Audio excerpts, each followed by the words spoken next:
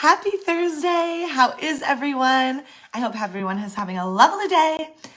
We're in Minnesota, and last night we had a crazy storm. Like, it was insane, especially because we had the nicest, hottest normal day yesterday.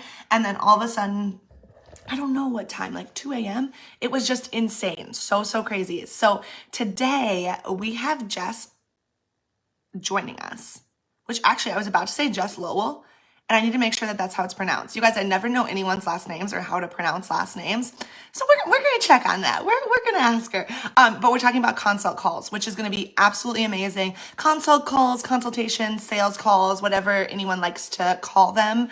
And I am just so excited to get her on here today. It's going to be fabulous. Okay, so we are bringing Jess on in. Yay! Okay, Jess, I am so excited to have you here. I am so pumped. Anyone who has not met Jess, she is just a light. She is so wonderful, and this talk is going to be awesome. I'm super interested in it. So one thing I want to preface with today, we're talking about consult calls, sales calls, consultations, whatever anyone likes to call them. I want to preface that we actually do consults opposite of Jess. I would say if there was an opposite, we do an in-person consult. We do it at our home. We host couples, so it's kind of like very intensive. And I will say, without getting too deep into it, the reason I totally back everything that Jess is going to talk about today. The only reason we do that is we do very low numbers of those and very intensive. They're more about like setting expectations than I would say closing the deal even. So I just want to preface that when we dig into this, because I think that's one of the most valuable parts of this talk, is that I love that Jess does this a completely different way, and I'm pumped to talk about it. So yes, and that's the great thing. Like, that's the great thing about running your business, is you got to find what works for you. Definitely. And then if it's working for you, like, keep doing that thing. So that's definitely. Awesome. And I don't want to dig too far into this, but it's just front of mind with me right now. We have a course that's coming out, as this group probably knows, in the next couple of weeks.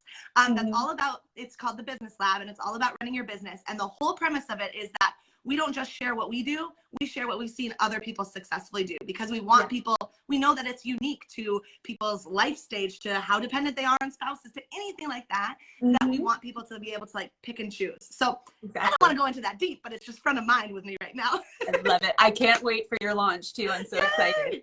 Okay, so Jess, let's talk about you. Give us a little intro to you. Tell us what's up. Yes. Okay, so I'm mainly a wedding photographer. I'm based in Northeast Georgia.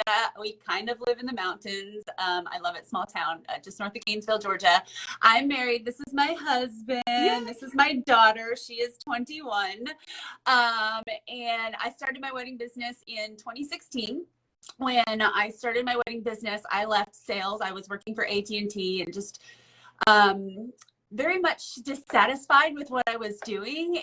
But I marketed myself as a wedding photographer in January at a small bridal show, having only ever been in my own wedding and my cousin's wedding. Like, wow, zero experience. I just had some pictures of couples from my church that were already married, and I was like, yeah, I can shoot weddings. I can do this. It's amazing. And I was super blessed. Like, my first year, I shot, by the end of December, I shot 12 weddings. Wow. And the next year I had over 40, and God has just blessed me, and it's been wonderful. But yeah, that's the gist of it. Oh, that is amazing. So tell us a little bit more about sales at AT&T. Tell us about all of your sales background. Yeah, so I've pretty much been in sales my entire life. When I was 18, I was selling condos and timeshares, and my husband laughs because we did a timeshare thing once a few years ago, and he said it was like the one time I ever embarrassed him, because I was like, oh, this is where he's going to pitch us. Oh, this is where he's going to offer something free. And my husband was so embarrassed. But I was selling timeshares and condos when I was 18. During the Great Recession, I sold CRM software. I worked for a software company that made software specific to dental laboratories. So this is where they make teeth and stuff. And during the Great Recession, when they already had CRM software that worked perfectly fine, I was trying to sell them new software when nobody had money to spend. That was a lot of fun. And then I worked for AT&T for a few years, just sales and cell phones, things like that. They really sell themselves, but AT&T is a very high producing company and they reward their salespeople. So when I left AT&T to run my own business, I was well off. But again, I just knew there was something more. I wanted to do something different. So, but yeah, I've always been in sales. I can look back and see, like, I built my business at bridal shows. I mentioned that already. In that software company that I had worked at, they were the one that taught me all about shows, because we used to go to this big dental lab show in Chicago every year, and that's how I learned about selling software then, but getting leads, following up with them, how to get information from them, getting their phone numbers or emails, and the follow-up process afterwards. And that all translated to bridal shows. So all of my years of sales experience just translated to my business, and it's been pretty awesome. Which is amazing. This is one of the reasons why I thought it would be so valuable for you to come on, is that constantly in our industry, so many people are so attracted to the creative element of photography and a little overwhelmed, inundated with the business side of it. Whereas you're like, I got this record long sales history and I can apply it in all these different ways. So I think this is going to be so interesting.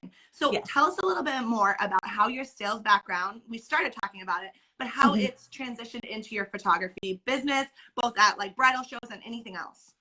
Yes. So bridal shows was the first thing. Like I said, when I launched it was a small bridal show in Northeast Georgia. It was put on by our local newspaper, but it was perfect. Like, I just had a little table. I had some banners made. But I really had only shot one wedding, and it was from a girl that we knew from our ministry, and then I'd only ever been in my own. So I only had my own planning experience. I had zero. I've never second shot a wedding. I was just like, I know this is what God's calling me to do. I know I can do this. So it started with bridal shows, but then with bridal shows, you got to collect information. You got to make sure you're available for their date, or and that's where you get to meet people face to face. So that's really awesome. Like, people knock bridal shows, but don't knock one until you try one. I always tell people, you don't know if a bridal show is good for you unless you've actually done one, because you don't know. You might be introverted, you might be extroverted, but what other people say about bridal shows, do not believe it until you've done one yourself, because it's the easiest way to meet engaged couples face to face and get their phone numbers, get their email addresses, find out if when their date is, or even if they have a venue booked yet, so then they have a solid date. And then, like, the next day you start following up with them and calling them and marketing to them. So that was the first way, because like I said, I used to do shows with the dental lab software, so that translated right away. I already knew what to do. And then turning into the phone call, like calling a client, getting to know them, telling them about yourself. And a thing in sales is just trying to paint a picture for the couple where they can envision you being their photographer. Like, not just like the service you're going to offer and whether or not you can do the job, but I want to translate to my couples that my goal is really that when we get off the phone call, if they're an ideal client, they can't imagine anybody other than me being there beside them on that day. Like, because I tell my clients, I'm going to serve the crap out of you. It's not just going to be beautiful photos. So, but everything's always translated. Most creatives are photographers first, and the sales side of their business and the marketing side just almost makes them want to vomit. But it doesn't have to be that hard. It really doesn't. Yes. Okay. That's perfect, because I want to know a little bit about how we can approach sales in a healthy way, knowing that a lot of people might feel a little anxious, a little stressed about it. How can they get ready for this, or kind of like the mindset of this? Yes. So first, I always say have faith. I am a believer. I wear that on my sleeves.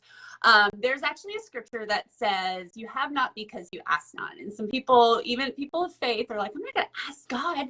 I'm like, well, there's scripture. And in the same way, if you have your own children, right, and Christmas is coming up,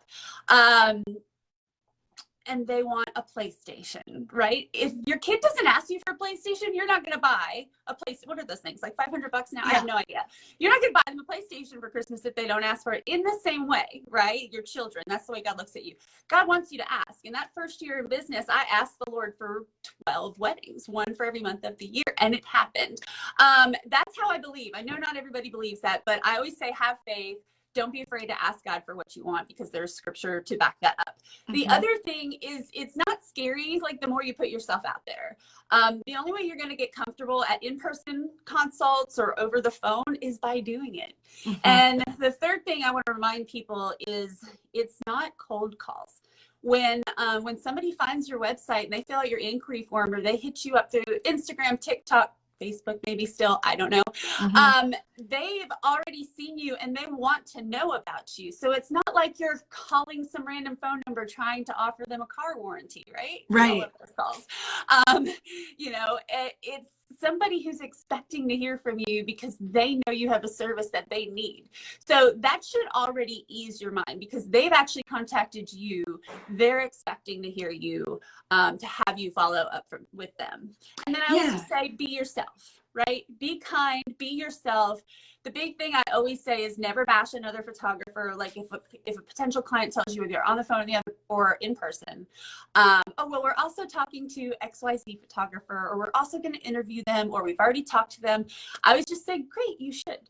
You know, these are big decisions you're making. I never go, oh, well, you know, I never, ever bash a potential competition or anything, because in the end, your character is going to shine above all. That's amazing. That's a great point about that they're not cold leads.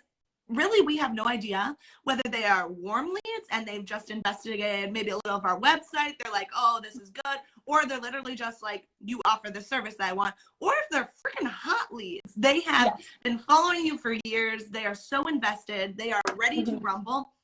I think that's a great mindset shift of like, knowing no matter what, no one is a cold lead. They were on your website. They found that this was a service that they wanted. They filled it on out. I think that's great to just like kind of reframe and be like, they're either warm all the way on up to like scolding hot. They are freaking ready to rumble. That you're never calling anyone who falls below that, who falls in a cold, or like you're just reaching out to them when they're trying to eat dinner and sell them a car warranty. Yeah, exactly. That is a great mindset Exactly. shift. Yeah. So let's dig into the meat. Do you always recommend a call versus in person? And tell us a little bit of why. I do. I love this. And I love that you do it differently. So again, I live in the country. And when we first started our business, everybody's like, oh, you got to meet in person. You got to figure out if it's a great way to find out if somebody's a good fit for you. And we did that a couple of times. We'd meet at a coffee shop or something like that. But what I found was I was driving an hour. Yeah. Usually, because a lot of my weddings are in Atlanta. Some are local, but usually I was driving an hour to meet in a coffee shop, spending an hour and a half there, which is a little exhausting, and then driving another hour back. That's 3 hours that I could be working on or in my business. Whereas I can make a phone call in 30 minutes. Now, that's the first reason I changed and started doing phone calls. The second one is that I just remember when I was a bride. Do you remember when you were a bride? Do you remember how many inquiry forms you filled out in a day? Okay, like 5 to 10. And I would get so many emails and phone calls and requests that I didn't even remember which one. Like, when I would get an email from somebody, I would have to go click on their website and be, which one was this? Yeah. So brides, grooms, what have you, they're filling out so many forms in a day. Some of them are at work when they're filling them out. And if, let's just say, couple XYZ fills out 3 forms in one day, and for 3 photographers, and we all have their date available. So I am going to reach out to them and try to get them on the phone that night, if not within the next 24 hours. Amazing. If photographer B down the road, who's also available, emails them, texts them, tells them they want to meet them in person, but their schedules don't line up for at least 3 days, or even the next 2 days, I've already got them over the phone. And a couple is going to fall in love with and connect with and book the first person. A couple is going to book the first person they connect with, right? So if I get them on the phone tonight and we fall in love and we find out we're a great fit for each other, I'm going to close the call and I'm going to send them a contract, and they're going to cancel on photographer B that they're supposed to meet in 3 days. And they're going to think, well, we're just going to save time because we already love her. We know we love her work. We've already got a contract. Let's just sign this. Let's check this off. Now let's find cake. Now let's find Yeah. our DJ. And then that person they were supposed to meet with 2-3 days down the road, they're just going to cancel on them. So the other reason I love to do a phone call is because the early bird gets the worm. The early bird can get the worm. Yep. So that is another reason why I believe phone calls, especially if you live in the city or something and it's different, you can get together really easy and your schedules match up, that's fine. But for me, it just works. Definitely. And to support your point even farther, we know that we're getting beat out time-wise now. We know that people are going to connect better. And the rationale is that, so like, let's say, so we're on the opposite side. So someone schedules a phone call with you in 24 hours. We can't meet with them until next week. Yes. The difference would have to be, I mean, this is a very literal example now that it's us two, but it's like if they went and met with you and you were 9 and then they somehow wait until next week to meet with us, we don't just have to be at 10, we have to be like a 12 because they're already connected with you. Like you were saying earlier, they can already visualize their wedding day with you. They can visualize you helping them. They can visualize all these like tangible, emotional things that you tagged on in the call about, I'm going to be doing X, I'm going to be doing Y. They can see you doing that. So we can't just show up at our normal level to kind of like beat that out. We have to show up one step higher because people build connection. They build connection with people in general and not just brands. And it's the same thing about, especially if they were filling out tons of inquiry forms and just glancing at websites and having to refresh websites to refresh in their mind, like, oh yeah, this is who this is. They don't have that personal connection yet of someone that they've talked with, someone that they can now visualize. So I totally get that. So let's do this. Tell me a little bit more about how do you go about scheduling calls? So we already talked about like quick timing is super, super important. What does that look like? Are you going back and forth with them to try to find the first available time? Are you sending them a scheduling link? I don't know what. Yeah. So as wedding photographers, we know like 70% of the time we're in our offices. So it's usually easy since I'm just scheduling phone calls. Nice. If I get a lead first, it's determining hot, cold, warm. In the sense that if a lead comes in at 11 p.m. at night and I'm awake, which I usually am, but it's on a date that I'm not available for, or that I'm not excited about, or I just know maybe they're not in my budget, I'm not going to respond to that lead right away, right? That's considered a cold lead to me because I'm not available for whatever reason. So I will respond to it during normal business hours. But if it comes in at 11 o'clock at night and it's they're in my budget, they're an amazing venue, I have the date available. I only shoot one wedding a weekend and I only shoot 2 a month now. So if all of the cards are just right and that's a hot lead. And I even asked them on my lead form, how excited are you on a scale of 1 to 10 for me to shoot your wedding? And then, so that gives me a just too, and so if it's a hot lead, I will totally hop on my laptop. I will send over my information and then send a text because I know they're up, so it's not really rude because they just filled out my form. I have a text in my notes app, so I can just copy paste it and then I change the name and it pretty much just says, hey, thanks for filling out my information. I just sent you over all this information. I do send all of my packages and everything ahead of time. I want them to be prepared. I know that's another thing that a lot of people do different. I would love to chat. When is a good time tomorrow that you're available? Because I'm not going to talk to you at 11 p.m. I do have some boundaries. And then if it's like 9 a.m., let's say it's 9 a.m. and I've got that, are you free in the next hour or two? Are you free at lunchtime? Like I'll usually say 12:30 because if they're at work, they'll be free on their lunch break. And then I wait for them to reply. If they don't reply, now if it's 11 p.m., I will call the next morning. If they don't reply, they've probably seen some of my budget stuff or they're not there yet. I will still call and I will get them on the phone or leave a voicemail. But usually they reply. Like I said, if they already know, because I have my starting price points on my website, I've already sent them my info. They say, yeah, hey, we're free tomorrow at this time, or hey, I'm free this afternoon. Then I will schedule it. I'll be like, perfect. I'll give you a call then. I don't wait for them to call me. I tell them I'm going to call them. Then I set like 5 alarms on my phone.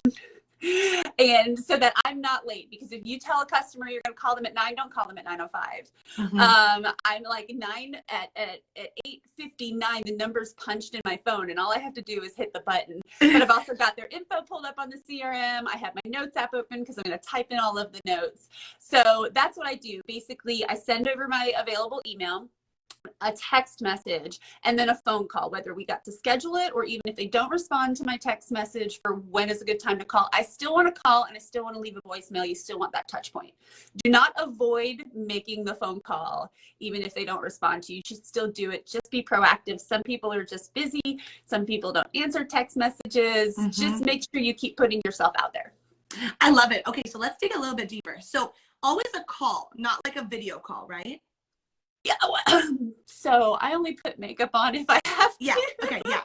Absolutely. Now, video calls actually are amazing. And a lot of Zoom, especially in the pandemic, we've done so many video calls now that people are just used to it. So if they want to request it, I would do it. But I've just been doing them on my phone for so long, it works. Absolutely. And Because like I said, yeah. If I get you at 9 a.m. and you tell me you're free right now, and I'm not going to go put my face on, I'm just going to call you. Yes. Plus, this is me. You know, if you just smile and you talk joyfully, like they can hear that, they can express that. 100%. But and it's the Zoom calls do work and FaceTime work. So it's just going to be, again, you and whatever you're comfortable with. For sure. And it's the same thing of that you don't want any barriers to entry of them getting on the phone. And who knows, they might work from home and they might not have makeup on. They might not be showered. Yeah, 100%. Exactly. The other thing I wanted to dig into, I love this process. This is so cool, is so they don't text back, let's say, hypothetical. They don't text back. You still put the call in, leave them a voicemail. If they don't respond to that, what do you do? Yeah, that's it for me. Yeah. I put a note. So I use Dubsado and I'll open up my notes. I used to do everything on paper just because like pen to paper, it helps me retain stuff. But now like I know the flow of my calls so much. I just open up Dubsado and I put in the notes. And that's where I'll write all my notes from our call. But if they don't answer, I'll put voicemail June 30th, 11:23 a.m. just so I know that I called them. And if not, then it's not for me. But again, I send all my pricing information over. Some photographers don't send pricing information so that they can get them on the phone and build that relationship and then break pricing to them. Yeah. I've done that before. That doesn't make me comfortable, but I know that works for a lot of people. So that's why you still want to call and you still want to leave a voicemail, especially if that's your process. Like if you talk about money over the phone instead of sending it to them. For sure. But if they don't respond to text message and voicemail, I don't push it anymore. It's not. My clients are excited to talk to me. Yeah. Like my potential clients are excited to talk to me. So that's the way I look at that. Yeah, no, I love that. That's super cool. So let's talk about in the actual call, how do you begin calls? Yes. So it's very important to begin calls on a personable level and not a transactional level. And I actually created a freebie for your viewers just for this. Amazing. So what I mean by that is a transactional, if you start the call transactional, sorry, I keep getting pop-ups. Transactional, that means you go right into talking about the wedding and the proposal. And that's fine. It works. And a lot of people might do it because they're just nervous and they don't know how to run a call. But I always start on a personal level. I'm just like, hi, how are you? First introduce myself. Thank you for taking the time to inquire with me and chat with me. Or, you know, if you're in person, I would be a hugger. I'd be all over you. I'd be like, guys, so good to meet you.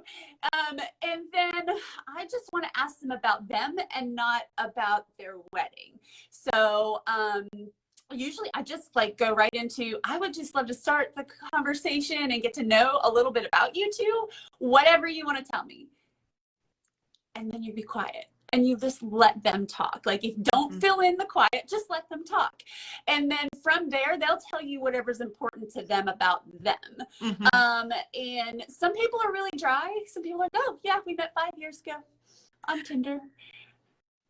And they're like, oh really, on Tinder? So like, how long did it take before you met in person? I'll say, oh, this is awesome. And then like, what was it awkward on the first date? Did you bring friends? Were you worried somebody was gonna murder you? I do make that joke. I really do when somebody tells me they met on an app.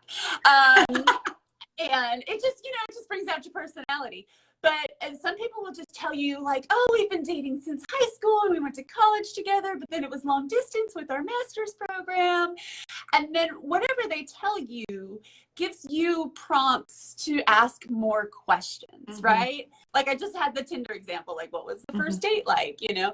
But if they tell you they've been together since high school, where'd you go to high school? Did you play sports together? If it was college, did you have a class together? Or did you meet at a social? You know, just ask some questions.